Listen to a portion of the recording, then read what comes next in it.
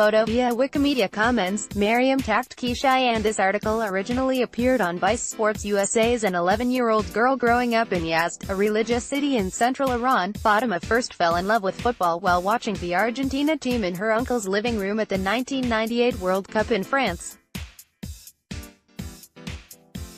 Most of the matches took place late at night in Iran, she told Vice. Speaking through WhatsApp, Fatima and all other Iranian women interviewed for this story requested that their full names were not used due to fears of reprisal for openly criticizing the Iranian regime.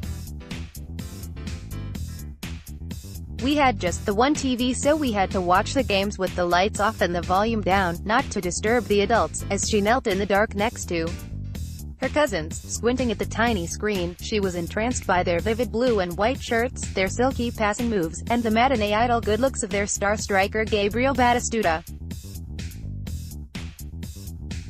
Peering into this strange and exotic world many thousands of miles away, the brief glimpses of the Argentinian female fans in the stands, some dancing in their t-shirts and shorts, contrasted sharply with the mostly hijab-clad women of her everyday life.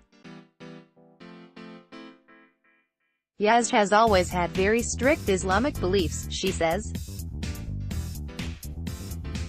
Even nowadays, 20 years on, if a girl goes to the street wearing a colorful or short dress, most of the people will stare at her with anger. Once the World Cup drew to a close, Fatima began supporting Persepolis FC, the family team, based in Tehran.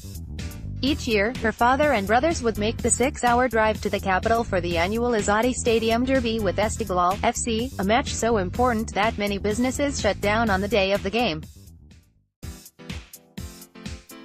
Later, as they returned with flushed faces and tales of the raucous chanting, the trumpets, and the frenzied hostilities between 100,000 fans always threatening to boil over into something more, she yearned more than ever to join them. "I watched many of those matches at home alone," she says.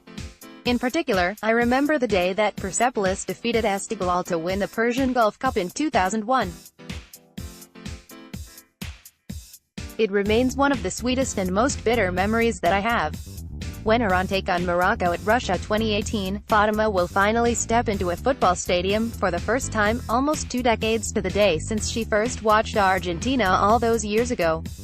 Like many Iranian female fans traveling to Russia for the World Cup, she plans to take a printed banner into the stadium, alongside her miniature Iranian flags, with the message aimed at both FIFA and Iran's government.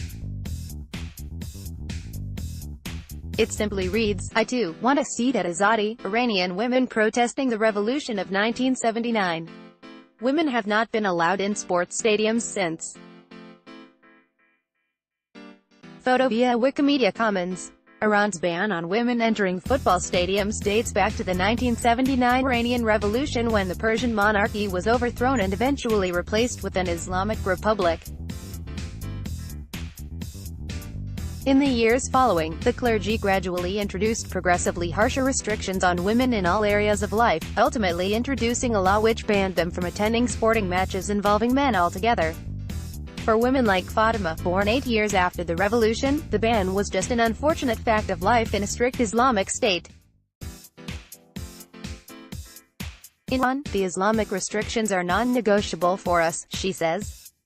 In these extreme religious environments, girls are slowly forced to accept these discriminations, little by little, over time.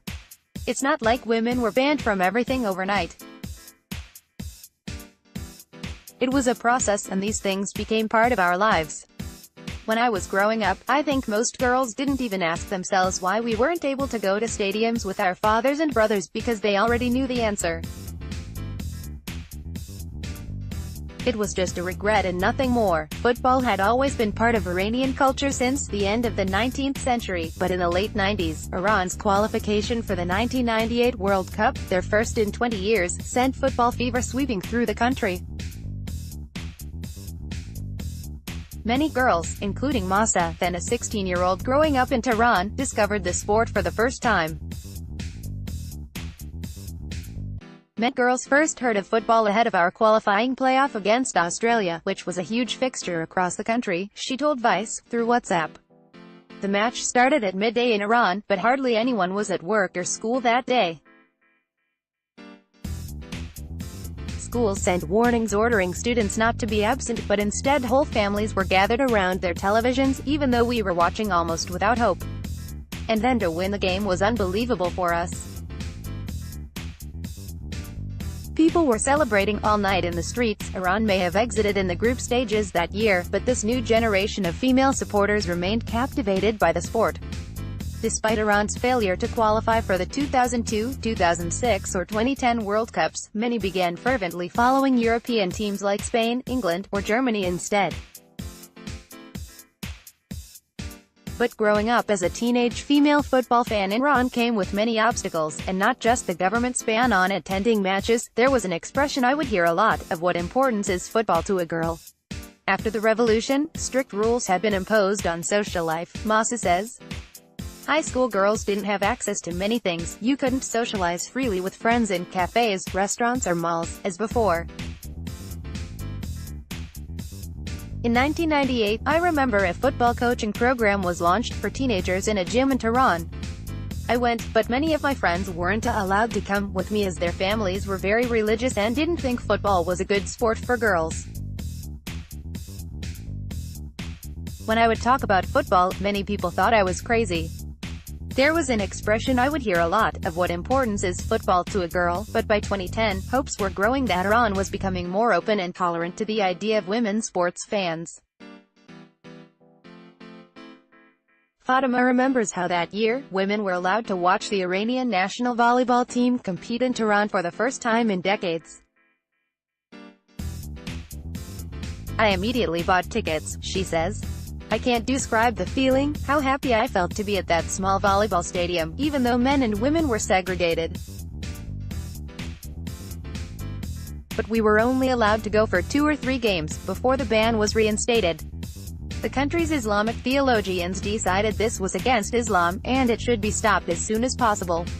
However, over the past decade the rise of social media has provided Iran's female football fans with a new outlet not only to follow the sport but protest against the restrictions that limit their ability to watch it.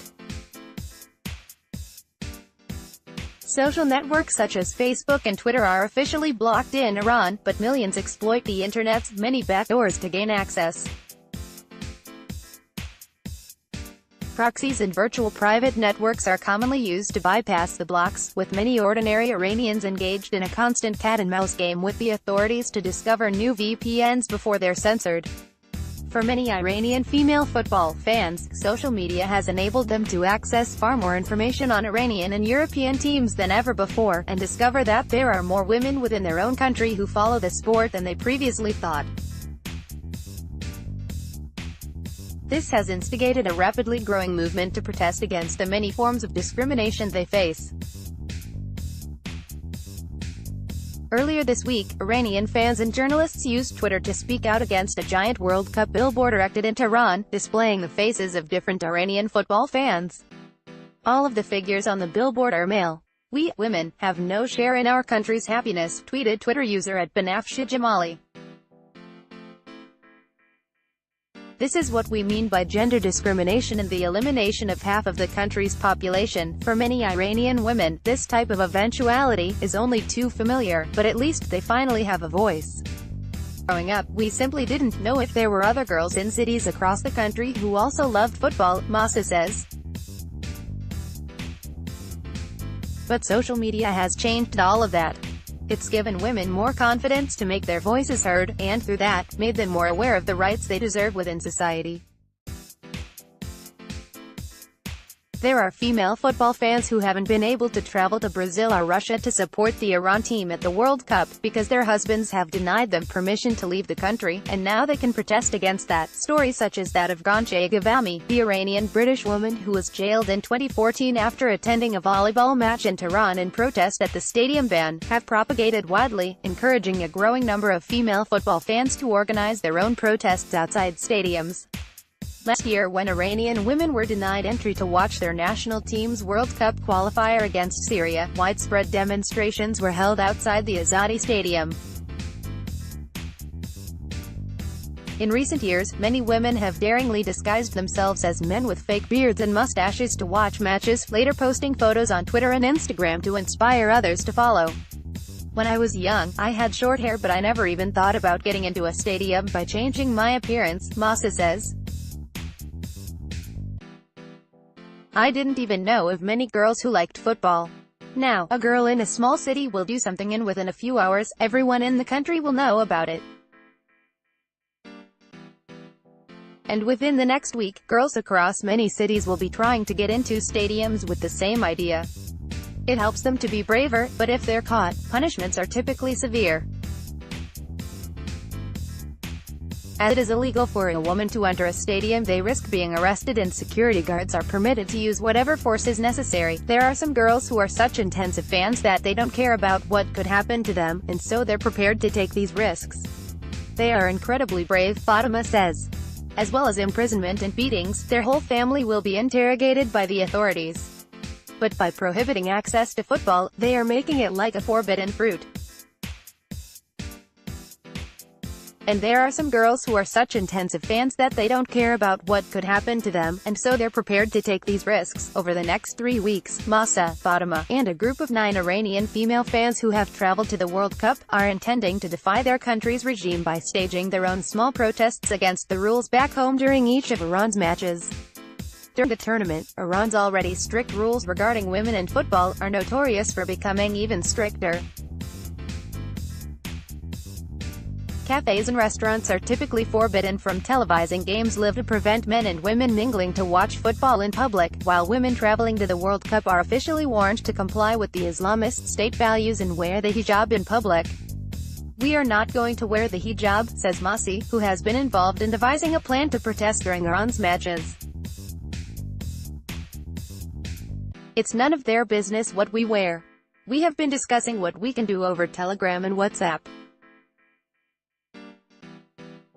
We are all going to have t-shirts specially printed with messages such as, "Why so many rules for Iranian women?" and the stadium ban now. We are planning to have some small billboards with us. The Iranian television channels back home will censor us out and just show Iran's parliamentary officials and their families who will be in hijab, but at least we will be able to make a statement to the rest of the world, keenly aware that Iranian officials traveling to Russia will be monitoring them and their behavior. They are wary of attracting too much attention, but they hope that television cameras around the world will show their billboards, adding further publicity to the campaign for women to be allowed to freely enter football stadiums in Iran. Such exposure could convince FIFA to continue applying pressure to the Iranian authorities to change their laws. But even the most minor of protests against Iran in another country comes with its risks. We are determined to do it, but many of us are scared, Fatima says. Some of us work for public services, and it's completely possible that some could return home to find they've lost their jobs as a punishment. The police could launch investigations into us and our families. Anything is possible in Iran. And of course there will be hate messages on social media from the hardliners back home. There are, perhaps, signs pointing to a brighter future. In March, a sustained social media campaign ahead of FIFA President Gianni Infantino's visit to the Toronto Derby saw Infantino raise the issue of stadium access for women with the Iranian president.